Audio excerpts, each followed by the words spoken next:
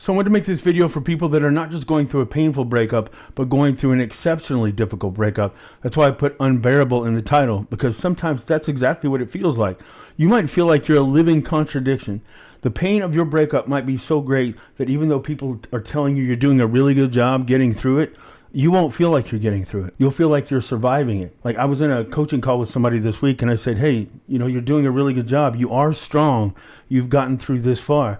And they said, I don't even like you telling me that I'm strong. And I instantly knew what they were talking about, because when you're going through it, you don't feel strong. You don't feel like you're coming out of it victorious. You don't feel like you're overcoming anything. You feel like you're barely hanging on. That saying, what doesn't kill you makes you stronger, will make you angry, because you feel like, well, maybe I'm not dead, but I'm dead inside. I don't feel like I have hope. I feel like I'm in despair. I feel like I'm trapped in this hopeless feeling. My past doesn't mean much because they're gone. So I can't even trust that when they were with me, they were actually happy with me, because they'd still be with me in the present. My present is a mess, and when I think about the future, it feels hopeless. If this applies to you, then you've probably got friends and family that even though they love you, they've reached the point where they don't want to talk about it anymore. They'll even start to insult you by trying to build you up. They'll say things to you like, I don't know why you still want that person. If I were you, I'd be over it already. There are plenty of other people out there. They'll say things like, that person never really cared about you. You just need to get over it. Well, you want to get over it, but you don't know how to get over it. Like I've said before, it feels like you've been set on fire and normal people are telling you to shake it off. You can't shake it off. When I was going through it, I'll even admit, there were times when I couldn't even go to my room. I couldn't lay in bed because laying in bed and being in my room made me think about her. So I would stay on the couch and I looked like I was some kind of a escapee from a refugee camp. I mean, I would sit there with a blanket and I'm just kind of shaking and I'm rocking back and forth, consciously aware of the fact that I'm just completely overloaded, knowing that I'm a pretty intelligent guy. I think I'm a strong guy. I think in some ways I'm exceptional. But right now I feel like the most devastated, I feel like the most broken, and I feel like the most helpless person on earth. There are people that I know I'm more successful than, that I'm stronger than. They don't react like this. They don't get broken to their core when they go through a breakup. What the hell is wrong with me? Well, if you're going through that, that doesn't mean anything's wrong with you. What I've said in other videos, and I'm going to explain some of that again here, sometimes we forget that not everybody feels things to the same level. So if you're going through a heartbreak that makes you feel like you're the weakest person in the world, you might be one of the strongest people that you know. You might actually be exceptional. Most of the time, people that are going through breakups that painful, it turns out that they're very successful. What I just described, like shaking on the couch or feeling so broken you don't know how to wake up the next morning. The people that go through that, most of the people that I talk to are incredibly successful. Some of them run multi-million-dollar corporations. Some of them are actually well-known. Successful people that in every other area of life, they stand out. But now in the middle of this breakup, they just feel completely overwhelmed. So if that's you, this is for you. And especially with holidays coming up, I know it can be really painful. And anytime something's coming up like that, it just kind of takes your mind back and it can re-break your heart all over again. So if you're going through that, take a deep breath and just understand what's happening to you. The first thing to realize is that sense of being overwhelmed, that sense of being completely broken isn't true. People that have the most gifted intelligence, creativity, the same thing that gives you exceptional drive, that lets you accomplish things, that same gifted level of intensity when you're going through heartbreak, especially heartbreak that you don't understand or that you didn't see coming, is going to devastate you to a level that you might not have predicted. The very gifts that let you succeed in life, those same attributes, when your heart's broken, they're going to follow you over there. If you're more intelligent, more creative, on a scale of 1 to 10, if you're that 15, then when your heart's broken, you're a 15. But we don't recognize pain as a sign of strength. We recognize pain as evidence of weakness or brokenness. One of the things you need to realize is that your hurt right now isn't like you broke your leg. Now, it might be far worse. And a breakup can be worse than losing somebody to death. It can be worse than taking a physical beating. That whole idea of what doesn't kill you makes you stronger. When you have your heart broken, it's like what doesn't kill you leaves you devastated, paralyzed, and unable to wake up in the morning feeling pathetic. But they don't have a saying for that. But that's how it feels. So just remind yourself what you're feeling right now. You're not broken. Sometimes it's evidence of your giftedness. Emotional pain is not like physical pain. If you have physical pain, that's a really good sign you need to go to the doctor. Because something's wrong. Something about you is broken physically. Something about you is in a weakened state. So when we feel it emotionally, we have that natural same inclination. Well, if I'm this emotionally devastated, something's wrong with me. If they don't want to be with me, something's broken. No, it's not. Maybe you're actually in pain because you're gifted. Maybe you're in pain because you're exceptional. Maybe you're in pain because you're authentic and you're sincere. Maybe the other person is the one that's broken because they're not in pain. You have to remind yourself of that. You have to reinforce that idea because it won't seem natural. When you're going through an unexpected breakup, especially one to the level that I'm talking about, you really are in that dark limerence place. What I mean by that is your mind is kind of obsessing and rewriting the past. It's also rewriting your future in advance. Whereas before you had a plan, you knew where you're going to be, you knew who you're going to be with, you had an idea of what your life was going to look like. That's gone now. So your mind is kind of coming in and rewriting your entire reality. And it's a sad and it's a scary one. You can't trust what your mind is telling you. One of the things you can't trust is what it's telling you about the person that you're trying to get over. They're really not as perfect as your mind is telling you right now. They're not as perfect as they feel.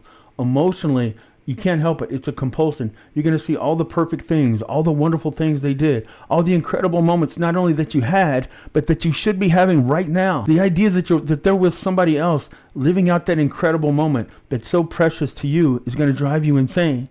So stop. And one of the first things you have to do, and I've said this before in videos, remind yourself of their flaws. Right now, you're mesmerized. Right now, you're under a spell. You have to consistently remind yourself of their flaws. Remind yourself of what they've done to you. Chances are, if you're hurting this much, you were with them long enough that you have memories of them showing the lesser sides of themselves.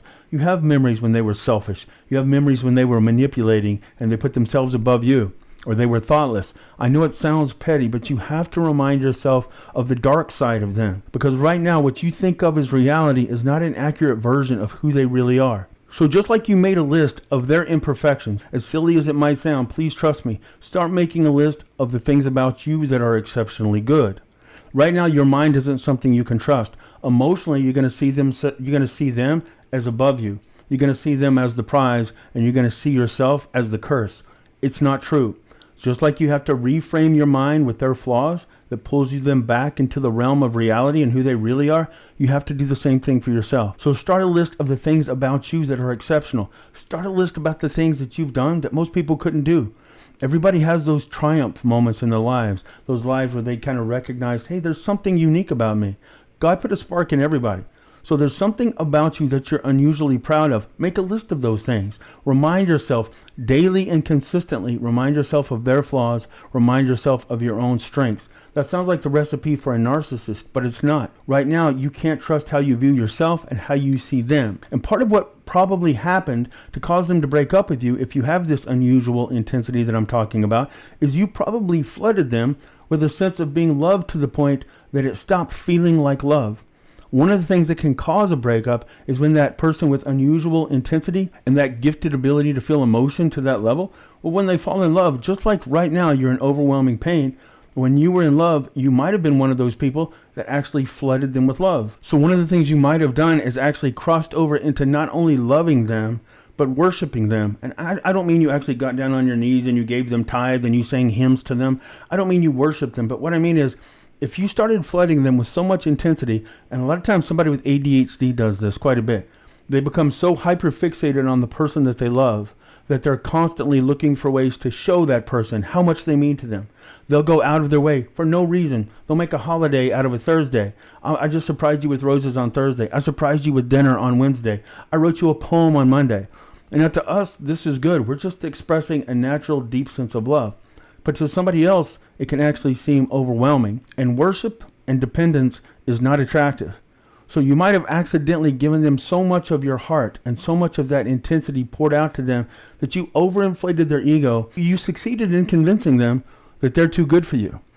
And maybe it was never true, but now they think it's true.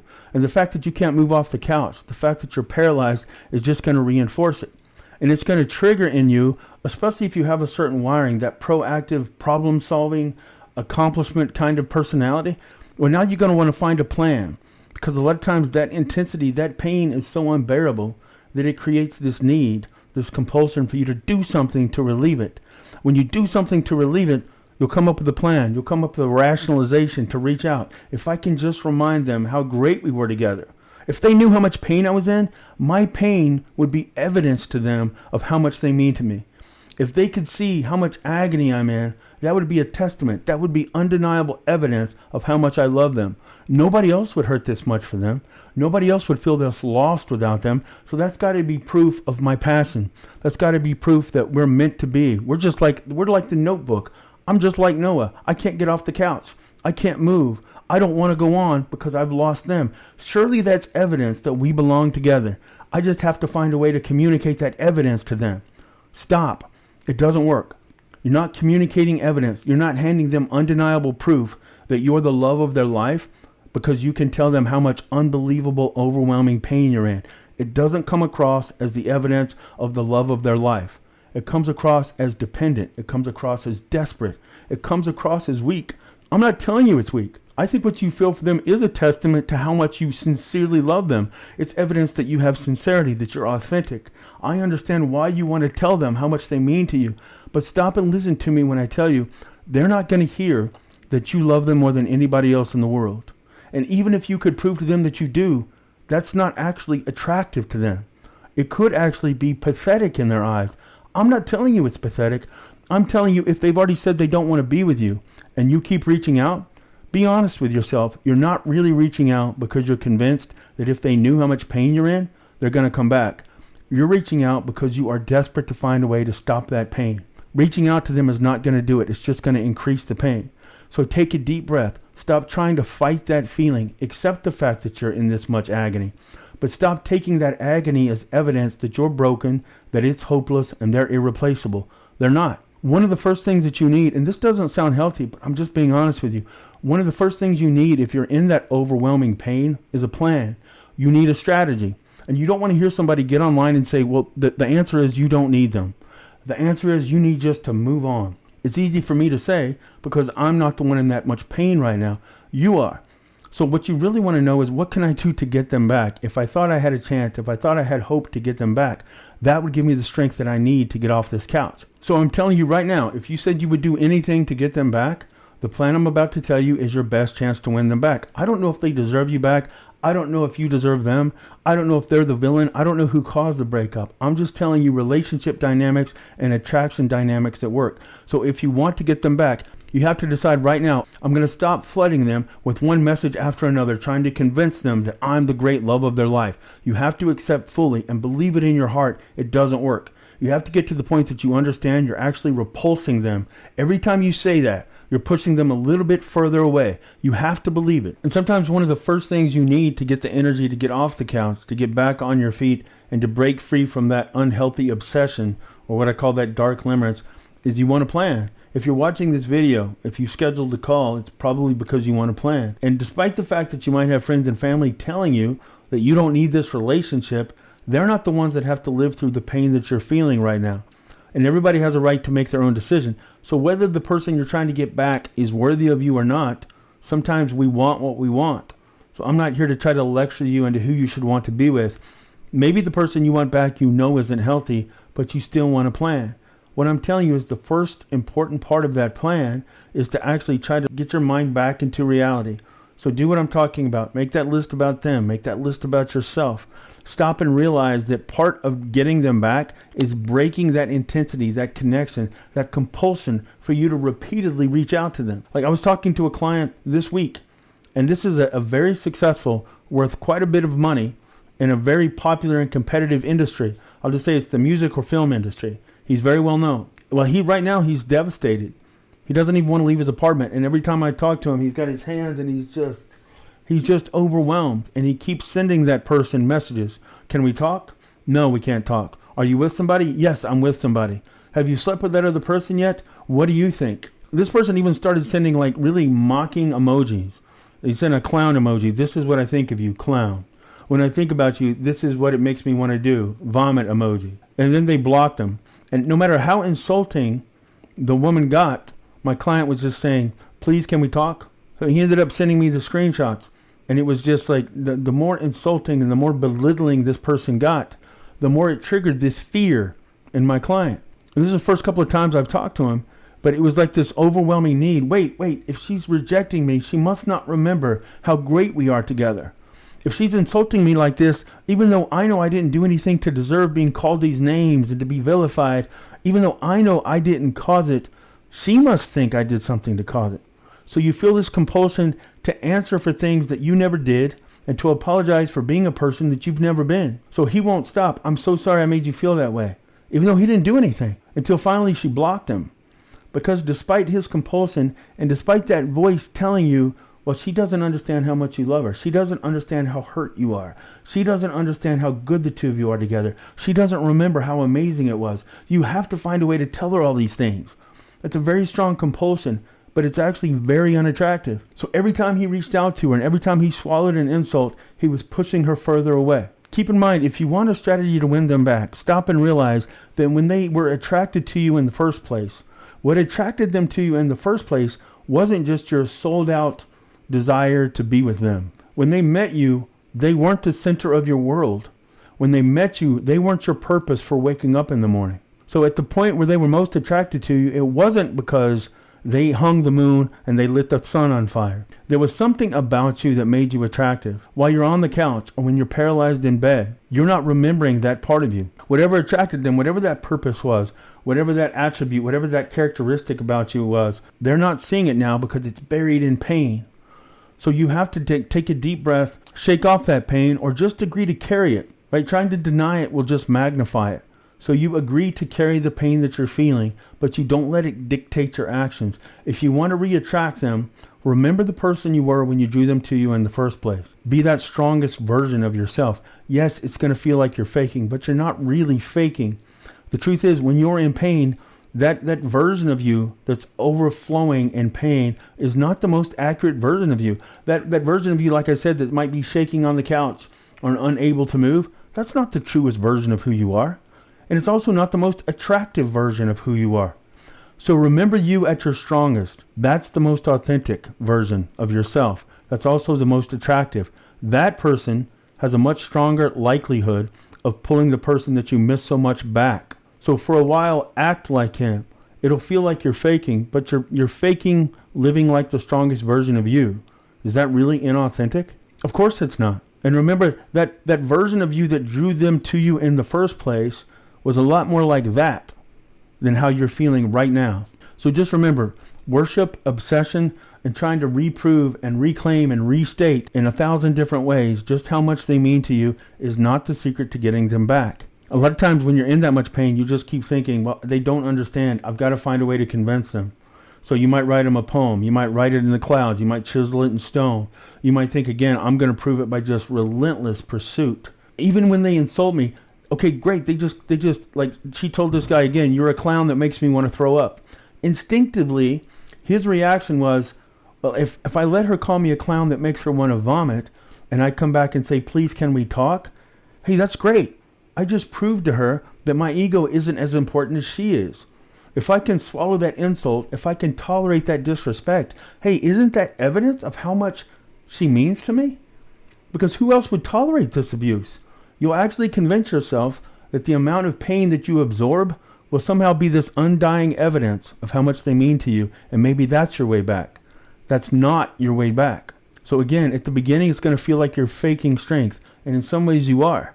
But what you're really doing is acting like the best and strongest and most attractive version of yourself. So it's not pretending. It's not inauthentic. And then last thing, one of the things that really kind of keeps you paralyzed in that overwhelming, unbearable pain is if you know you did cause it. And this is one that gets complicated. People will say, yeah, I know I'm in this much pain and I don't know how to get over them. But all these videos are talking about the other person like they left me because they got a big ego or because they took me for granted. And I understand when you tell somebody to stand up for themselves. But in my case, I got broken up with because I deserved it, because I was a selfish, manipulating prick. I took him for granted. I took him for granted. I took advantage of them. I did something that caused the breakup. So now this is my penance. I need to absorb this. I need to take this abuse. I don't blame her for treating me like this. I don't blame him for doing this to me because I've earned this beating. And maybe if I just take it long enough and I keep pursuing, I'll earn my way back. That doesn't work either. It is a little bit of a different situation, but if you cause the breakup, here's what you do. You articulate the regret. You apologize. You mean it. You own it. You do it with humility. You do it in detail. You share their perspective. One of the worst things you can do in an apology is say, I'm so sorry. I didn't know it was going to hurt me this much. I didn't know how painful it was going to be to live without you. I'm so sorry. Will you give me another chance? When you say things like that, you're not really apologizing and articulating the pain you caused. If you caused the breakup and you want to apologize, stop telling them how much pain you're in, as if your pain is a good reason for them to step back into an unhealthy relationship. You're accidentally proving to them that you're still a narcissist or that you're still somebody that they can't trust. Because even when you talk about how much you want them back, you're talking about your pain. Articulate the pain you caused them. Take accountability and responsibility with humility for the pain that you caused them. Do it and do it well. And do it once. At most, twice. And that's if they ask for more detail. If they don't ask for more contact, then only do it once. Once you take responsibility and own the fact that you caused the breakup, that's great. Now you've kind of reset the table and no contact can actually work for you. But once you apologize once and the person still says no, and you say, wait, maybe, okay, but I'm really, really sorry. After you've apologized once for it and they don't want to get back in the relationship, you repeating the apology takes away from the power of the first one. Now they don't even trust the first apology.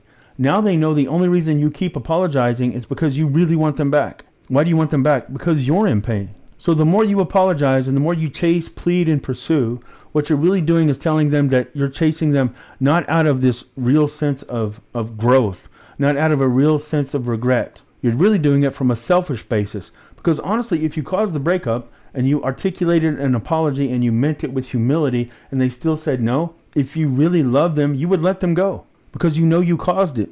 And now you get to live with the consequences of that. If you refuse to live with the consequences you earned, it's not really about them. It's really about you and your sense of loss and you living with a situation that you created. That's not really loving. And it takes away, again, it takes away from the power of an apology that you gave that you might have meant the first time. Every time you apologize, just remember, you weaken the power of the first one. And they don't hear your words. All they hear is, I'm desperate, I'm dependent, I'm pathetic, I don't know how to live without you. I'm not calling you those things. I'm not saying that's what you are, but I'm saying that's the message that gets conveyed when you just refuse to stop. So please, I'm not saying this out of judgment. Like I said many times in this video, I've been the guy on the couch. I've been there thinking this is hopeless. I'll never get over this. If I live to be 1,000 years old, I will never get over this. You will get over it. I promise you. And if you want any chance at winning them back, you have to start projecting the person who's strong enough to get off that couch. And maybe you're only standing up now because you still don't know if you can live without them. That's okay. Whatever your motivation is to start living with strength, own it. The important thing at the beginning is that you do start living with strength. Remind them who you are. You're going to also remind yourself who you are. And nobody can tell what can change. There's always some clown in the comments section that says if they break up with you, they're not coming back. If a relationship ends, it wasn't meant to be. That's so ridiculous. There are literally millions of couples that have broken up and gotten back together. You don't know how it's going to end despite the pain you're in right now. You really don't know. Just like if I promised you 100% guarantee they're going to come back, you wouldn't believe me and you shouldn't believe me. But if I told you 100%, you don't know that they won't. That's just as true. But in either event, the strongest and the best course of action is to find a way to get off that couch. So just remind yourself, it's not that hopeless. If you caused it, own it. If you didn't, remind yourself of who they are, the good and the bad. Remind yourself of who you are, the good and the bad. And that's the first step. I know sometimes the holidays can be really hard, and sometimes it's for a while it's going to feel like you're faking strength you don't have, but you do have the strength. So I hope this helps. I'll never forget how painful it is to be in that situation. So that's why I'm making this video, because sometimes when you're in that spot, you just need an answer, and sometimes you need to hear it consistently. It's not just a one time and now I feel better. Sometimes it's a daily choice that you have to make multiple times. You have to remind yourself. So that's part of the reason why I'm making this video. And if I can help, I do one-on-one coaching. I know what it feels like. I've had training despite the fact that I was the guy on the couch. I've been doing this for about 20 years. And if I can be of any help, please let me know at dotheyloveme.com. And I'll talk to you again soon. Thanks.